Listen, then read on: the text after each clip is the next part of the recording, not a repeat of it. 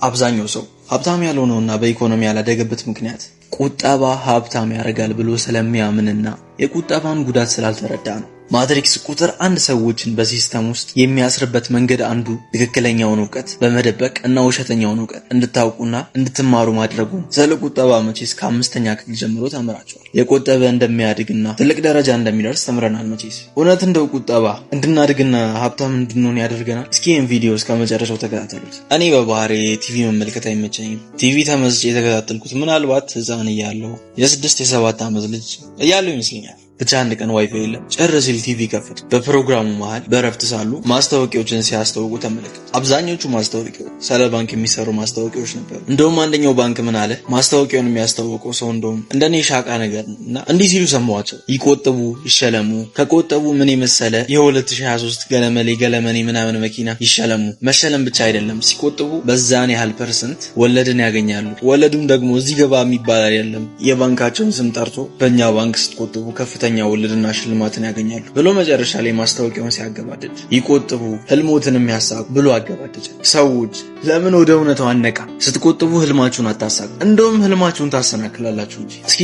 እስኪ ቆጥቡ ሀብታም የሆነ አንድ ሰው ጥቀሱልኝ። እስኪ አንድ ሰው የሰራበትን ገንዘብ በሙሉ አስቀምጦ ሀብታም የሆነ አንድ ሰው ጥቀሱልኝ። አንድ ሰው። ገንዘባችሁን በምትቆጥቡበት ጊዜ ገንዘባችሁ እየሞተና እየወደቀ ነው የሚሄደው። ስለዚህ ብራችሁ ሳይንቀሳቀስ በተቀመጠ ቁጥር ዋጋው እየወረደና እየወደቀ ይሄዳል። ከዛሬ 5 ዓመት በፊት 1 ሚሊዮን ብር ይሸጥ የነበረው ቤት ዛሬ ላይ 10 ሚሊዮን ነው የሚሸጠው። ከዛሬ 5 ዓመት በፊት 600,000 ብር የተሸጠ የነበረች መኪና ዛሬ ላይ 3.8 ሚሊዮን ትሸጣለች። ከ5 ዓመት በኋላ አጠራቅሜ ቤት እገዛለሁ አላችሁም በል። በእጃችሁ ላይ 4 ሚሊዮን አለ። እየሰራችሁ የምታገኙትን ብትቆጥቡ፣ ስሙኒ ሳታስቀሩ ብትቆጥቡ፣ እንኳን ኢቨን ወለዱላ ተጨምሮ ብትቆጥቡ ከ5 ዓመት በኋላ ያን ቤት አትገዙት። ምናልባት ተበድራችሁ ዳኖርባችሁ ልትገዙ ትችላላችሁ። ነገር ግን በዚህ ሁኔታ ላይ በጣም አትገዙት።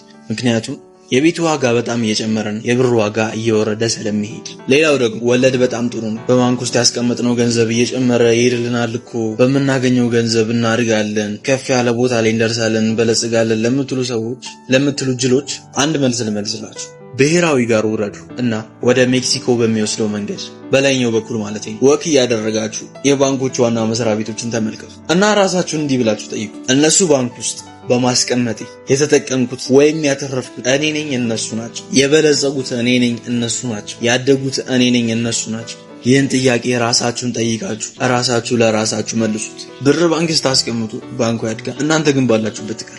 ወለድ ምናምን የሚባል ማታለያ አጣላችሁ። ቆጥቡ ሀብታም የሆነ ሰው የለም። ተደግመዋለሁ፣ ቆጥቡ ሀብታም የሆነ ሰው የለም። አትቆጥቡ፣ ብራችሁን የትም በትኑ እያልኩ አይደለም። እኔ የምላችሁ ፋይናንሻሊ ፍሪ መሆን ከፈለጋችሁ፣ ሀብታም መሆን የምትፈልጉ ከሆነ በመጀመሪያ ገንዘብ ላይ ያላችሁን አመለካከት ቀይሩ። ብሩን አስቀምጣችሁ ወለድ ከማግኘት ብሩን አንቀሳቅሳችሁ ስራ ላይ እንዲውል ብታደርጉ ለእናንተ ይሻላችሁ። የተለያዩ ንብረቶችን በመግዛት እንደነ ወርቅ የመሳሰሉት ነገርን በመግዛት አስቀምጦ እያተረፉ መሸጥ ትችላላችሁ። ወይም እንደዚህ አይነት ነገር የማይመቻችሁ ከሆነ ኢንቨስትመንት አማራጭ ነው። እንደ ሀስለር መመክራችሁ ነገር ቢኖር አነስተኛ ቢዝነስን አንቀሳቅሱበት። ብሩ ተቀምጦ ወለድ እስኪወልድ አጥብ። አሁን ባልኳችሁ መንገድ የሚሄድ ሰውና በቁጠባ አካሄድ የሚሄድ ሰው ልዩነቱ፣ የሚቆጥበው ሰው በስተመጨረሻ ምናልባት ንብረቱን ሊገዛው ይችላል። ገንዘቡን የሚያንቀሳቅሰው ሰው ደግሞ በስተመጨረሻ ስለ ገንዘቡ ዕውቀት ይኖረዋል፣ ስለ ቢዝነሱ ልምድ ይኖረዋል፣ ያሰበውን ንብረት መግዛት ይችላል እና ተጨማሪም ነገር ማፍራት ይችላል። ሀብታም ለመሆን መጀመሪያ ስለ ገንዘብ ያላችሁን እይታ ቀይሩ። በመቀጠልም ገንዘባችሁ ስራ ላይ እንዲውላት መላይ በቁብ ሀብታም ከሆኑ ሰዎች ማለትም በየሶሻል ሚዲያ እየተገኙ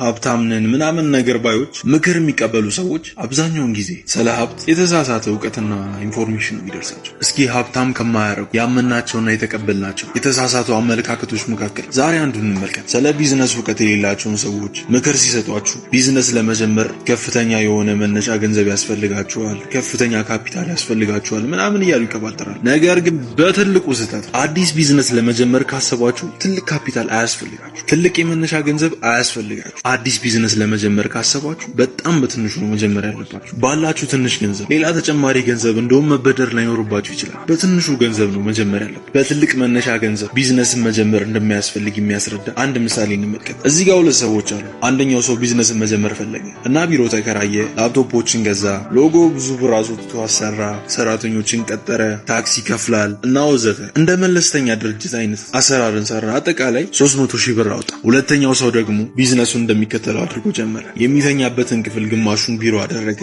ሎጎውን በራሱ ዲዛይን አደረገ። የተገለገሉበትን መሳሪያ በአነስተኛ ዋጋ ገዛ። የራሱን ዌብሳይት ለጓደኞቹ በአነስተኛ ክፍያ አሰራ እና ይሄ ሰው አጠቃላይ 10,000 ብር ፈጨበት።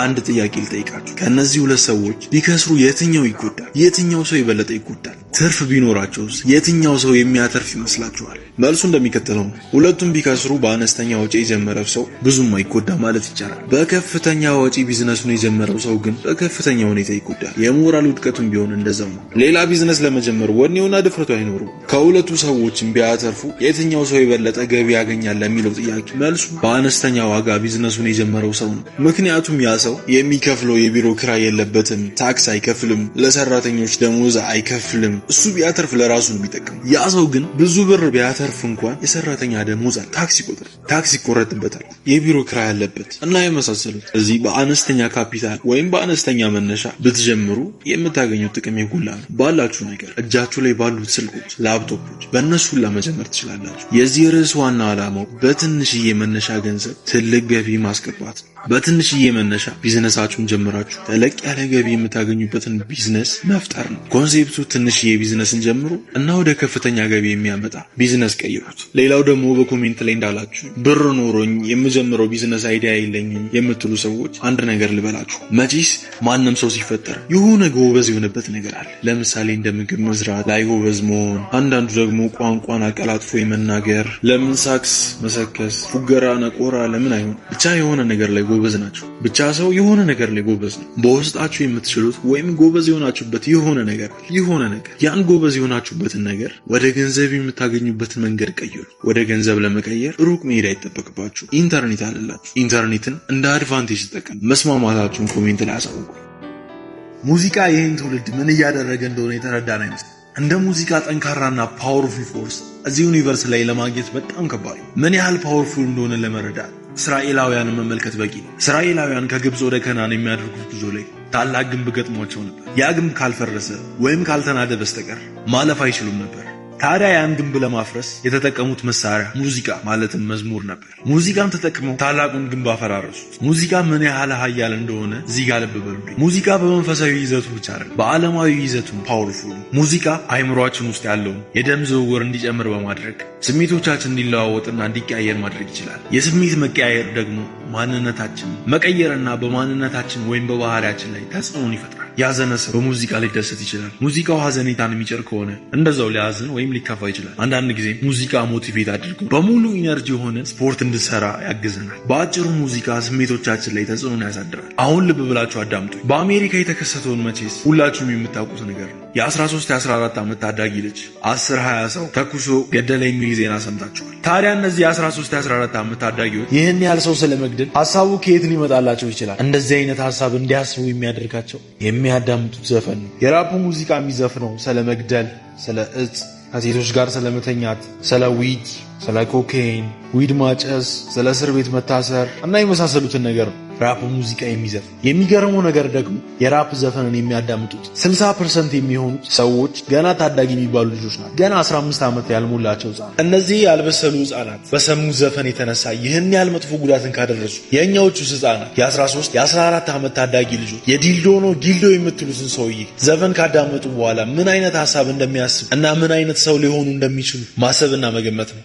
ዳቦሽ እንጀራሽ፣ ሞትኩልሽ፣ ካላንቺ ማንንም አልፈልግም፣ ህይወቴ ያላንቺ ባዶ ነው፣ እህል ያላንቺ አልበላለኝ ምናምን የመሳሰሉ ዘፈኖች የሚያዳምጡ ልጆች ምን አይነት ሀሳብ በአይምሯቸው ውስጥ እንደሚቀረጽ እንግዲህ ማሰብ ነው። እህል ያላንቺ አልበላለኝ፣ ምግቡ መጠጡ ዘግቶኛል ምናምን እያሉ የሚዘፍኑ ዘፈን እንደ እውነት ናውራ ይብላችሁ የምትዘፍኑት እህል ያልበላኸው ችጋራም ስለሆንክ ነው እንጂ እሷን አተህ እንዳልሆነ ሁላችንም እናውቃለን። እንግዲህ እንደነዚህ አይነት ዘፈኖችን የሚያዳምጡ ልጆች እንደነ ሳንቾ፣ ጊልዶ ምናምን የመሳሰሉ የእነዚህን ሰዎች ዘፈን የሚያዳምጡት ትውልድ እንግዲህ መጨረሻቸው ምን ሊሆን እንደሚችል እንግዲህ ማሰብ ነው። በቃ ከዚህ በኋላ እኮ አይደለም ወንድ ልጅ ልናገኝ ቀርቶ ወንድ የሆነ ልጅ ራሱ አናገኝም ማለት ነው። ሁሉንም ልጆች ብትጠይቋቸው ወደፊት ህይወቴ ምን ሰርቼ ለውጣለሁ ሳይሆን ብለው የሚያስቡት ምን አይነት ፍቅረኛ ይዛለሁ፣ ምን አይነት ሴት እጠብሳለሁ ብለው ነው የሚያስቡት። ትውልዱን ይሄን ያላበላችሁ ከዘፈናችሁ ደህና ነገር ካልቻላችሁ እኮ ዝም ማለት ነው። ትውልድ እያበላሻችሁ እንደሆነ ማወቅ ያለባችሁ። ጡትሽ፣ ባትሽ፣ ከንፈርሽ፣ አይንሽ፣ ቁመት፣ ሳምባሽ፣ አንጀትሽ፣ ጨጓራሽ፣ ቋንጃሽ ምናምን እያላችሁ የምትዘፍኑ ሰዎች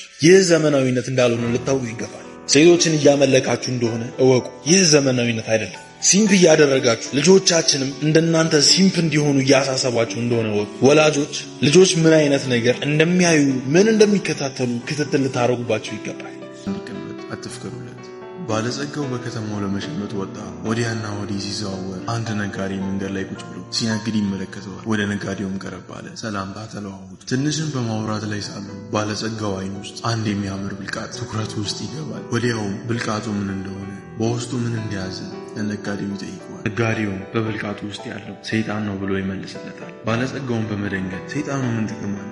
ማንስ ይገዛል? ብሎ ጠየቀ። ነጋዴው መለሰ፣ እዚህ ብልቃጥ ውስጥ ያለው ሰይጣን የማይሰራው ስራ የለም። ካንተ የሚጠበቀው ስራውን ማዘዝ ብቻ ነው። 100 አገልጋይ የማይሰሩት ስራ ብቻውን መስራት ይችላል፣ ባለሙያም ነው ብሎ መለሰለት። ባለጸጋውም እንዲህ ያለው አገልጋይማ ያስፈልገኛል በማለት ምን ያህል ዋጋ እንደሚያወጣ ይጠይቀዋል። ነጋዴውን በ100 ወርቅ ሳንቲም መግዛት እንደሚችል ነግሮት በተጨማሪም እንዲህ ሲል ያስጠነቅቀዋል። ይህን ሰይጣን የፈለግከውን ነገር እንዲሰራልህ ማዘዝ ትችላለህ። ነገር ግን ይህ ሰይጣን ስራ እንዲፈታ እንዳታረገው። ስራ ካስፈታኸው ወይም ስራ ካልሰጠኸው ቦጫጭቁ በመብላት ይገድልሃል አለ። ባለጸጋውም ተስማማ። ገዝቶትም ወደ ቤቱ ተመለሰ። ቤቱ እንደገባም ብልቃጡን በመክፈል ለሰይጣኑ ስራውን እንዲሰራ አዘዘ። ሰይጣኑ ሳምንት የሚፈጀውን ስራ በ2 ቀን ውስጥ ሰርቶ አጠናቀቀ። ሌላም ስራ ሰጠው፣ በፍጥነት አጠናቀቀ። በድጋሚ ሰጠው፣ አጠናቀቀ። የሚሰጠው ስራ እስከሚያጣ ድረስ ሰይጣኑ በፍጥነት ስራውን አጠናቀቀ። ነጋዴውም ጨነቀው። የሚያዘው ስራ እያለቀ መሆኑን ሲገነዘብ እጅግ ተጨነቀ። ምክር ፍለጋም ወደ አንድ አስተዋይ ሰው አመራ። ለአስተዋይ ሰውም የገጠመውን ችግር አወቀው። አስተዋዩም ነገሩን በደንብ ከተረዳ በኋላ መፍትሄውን ይነግረዋል። ይህ ሰይጣን ስራ ሳታዘው ስትቀር አንተን የሚገድል ከሆነ እንግዲያውስ እንዲህ ብለህ እዘዘው። የምታዘው ስራ ሳይኖርህ ሲቀር ዛፍ ላይ ያለማቋረጥ እንዲወርድና እንዲወጣ አድርግ። የምትሰራው ስራ ሲኖርህ ግን ከዛፉ ላይ ወርዶ እንዲሰራልህ አድርግ። አደራ ያለ ስራ እንዲቀመጥ አትፍቀድለት ብሎ አስተዋዩ ባለጸጋውን አሰናበተው። ቤቱ በመሄድም የተባለውን አደረገ። ስራ በሌለው ሰዓት ዛፉ እንዲወጣና እንዲወርድ ባለው ሰዓት ደግሞ ከዛፉ ወርዶ ስራውን እንዲከውንለት አደረገ። ከጊዜያት በኋላ ባለጸጋው ይበልጥ ከበረ፣ በጣም ሀብታም ሆነ። ምክንያቱም ሰይጣኑን ያለ ስራ እንዲቀመጥ አልፈቀደለትምና። ይህን ታሪክ ወደኛ ስናመጣው በታሪኩ ላይ ሰይጣን ተብሎ የተወከለው አይምሯችን ነው። አይምሯችን ማድረግና ማከናወን የማይችለው ምንም ነገር የለም። ነገር ግን ያለ ስራ እንዲቀመጥ ከፈቀዳችሁለት ልክ እንደ ሰይጣኑ ቦጫጭቆ ይገላችኋል። አይምሯችሁ በማያገባው ገብቶ ስለማያውቀው ፖለቲካ ወሬ ስለማይመለከተው ሰው እንዲያስብ አትፍቀዱለት። በቲክቶክ እንዲደነዘዝ ስራ ፈቶ እንዲቀመጥ አትፍቀዱለት። ስራ እንዲፈታ ብትፈቅዱለት እድሜ ዘመናችሁ የእሱ ባሪያ እስረኛ ሆናችሁ ትቀራላችሁ። አይምሮ ማድረግ የሚከብድ የማይችለው ተግባር የለም። ተግባራትን እንዳያደርግ ዘዙት። የምታሱት ስራ ቢጨርስ እንኳን ተጨማሪ ስራ እንዘዙት እንጂ በተአምር ስራ እንዲፈታ አትፍቀዱ። ምክንያቱም የሚሰራው ስራ ከሌለ የማያገባውን ነገር ያስባል፣ ያሰላስላል እና መጨረሻ ላይ የዛ ሀሳብ እስረኛውን እንቀራለን። ስለዚህ ስራ እንዲፈታ አትፍቀዱለት። አስተማሪ ሆኖ ካገኛችሁት ለጓደኞቻችሁ ሼር አድርጉ። ቪዲዮን ላይክ አድርጉት። እንደዚህ አይነት አስተማሪ ምክሮች